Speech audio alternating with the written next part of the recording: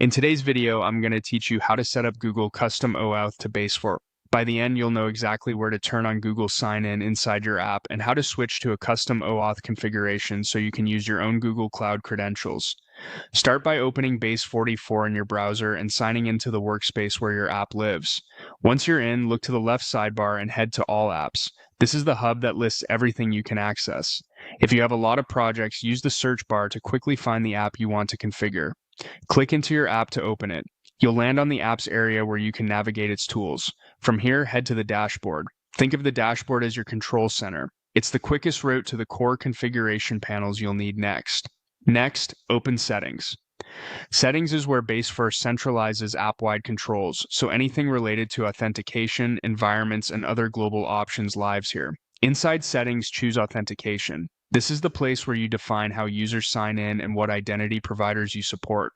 On the Authentication page, find the Google option. Base44 lists available providers here, and Google is one of the most common choices. Locate the Google tile or row and get ready to turn it on. Click Enable. Enabling Google here activates the integration for your app so users can sign in with their Google accounts. Once Google is enabled, select Use a Custom OAuth from Google Console.